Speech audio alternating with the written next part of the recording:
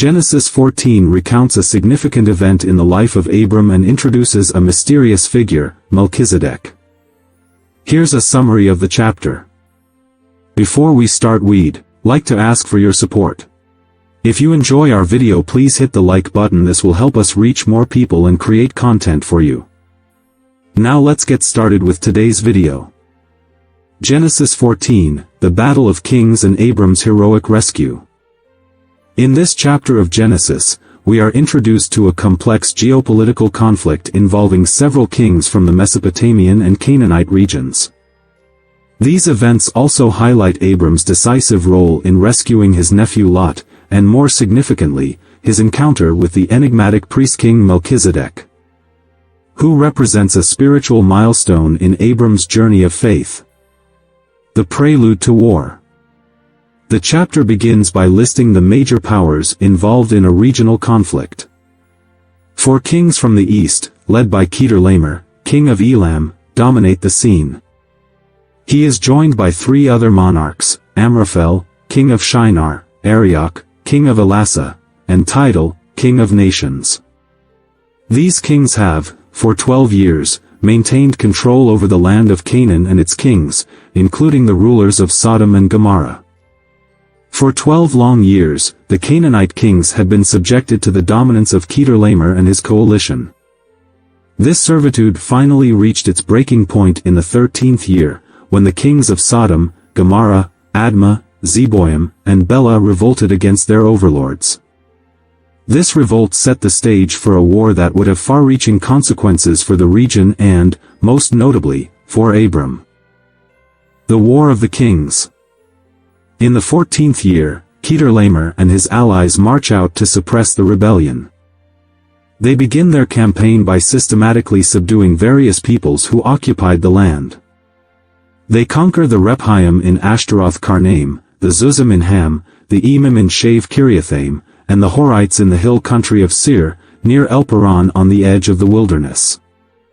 Their campaign is swift and brutal, as they also sweep through the Amalekites and Amorites living near Hazazon Tamar.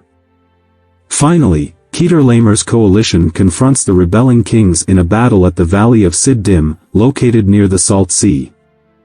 In this strategic location, the armies of Sodom, Gomorrah, Admah, Zeboim, and Bela face off against the more powerful invading force.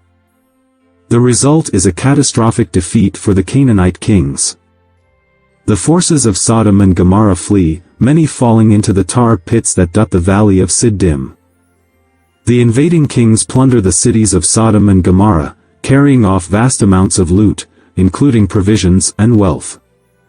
In the chaos of the battle, the invaders also capture Lot, Abram's nephew, who had been living in Sodom. Lot, along with his family and possessions, is taken captive. The escape and the call to Abram. As the victorious kings march away with their spoils and captives, a fugitive manages to escape from the scene of the battle. This individual hastens to inform Abram, who is living near the great trees of Mamre the Amorite, a friend and ally of Abram, along with his brothers Eshcol and Aner. Abram, upon hearing that his nephew Lot has been taken captive, immediately springs into action. Despite being a peaceful man, Abram is not without resources or courage. He quickly assembles 318 trained men from among his household, a formidable force in its own right. These men are likely experienced in combat, having been trained under Abram's leadership to protect his large estate from threats. Abram and his men pursue the invading kings northward, following them as far as Dan, near the northern border of Canaan. Under the cover of night, Abram divides his forces and launches a surprise attack. His tactics are effective, and he decisively defeats the coalition of kings. In the ensuing chaos, Abram recovers not only Lot but also all of the stolen goods and the other captives. This remarkable victory, achieved by a man of faith against overwhelming odds, highlights Abram's resourcefulness and God's favor upon him. Despite the size and strength of Kedorlaomer's forces, Abram prevails, demonstrating the theme that God's protection and guidance can bring victory even in seemingly impossible situations. The meeting with Melchizedek, Genesis chapter 14 verses 17 to 20. After his triumph, Abram returns from battle. He is met in the valley of Shaveh, which is also known as the King's Valley. There, two figures emerge to greet him, the king of Sodom and Melchizedek, king of Salem. Melchizedek is a mysterious and unique figure in the biblical narrative. He is described as both a king and a priest, specifically a priest of God Most High, El Elyon. This is the first time in the Bible that a priest is mentioned, and it is significant that Melchizedek serves the one true God, the same God whom Abram worships. Melchizedek brings out bread and wine, symbolic elements that foreshadow the significance of these items in later biblical traditions, particularly in Christian theology. Melchizedek blesses Abram, saying, "Blessed be Abram by God Most High, creator of heaven and earth. And blessed be God Most High, who delivered your enemies into your hand." Abram, recognizing the authority and spiritual significance of Melchizedek, responds by giving him a tithe, a tenth of everything he has. This act of giving a tithe shows Abram's reverence for Melchizedek's priestly role and is an acknowledgement that his victory came from God.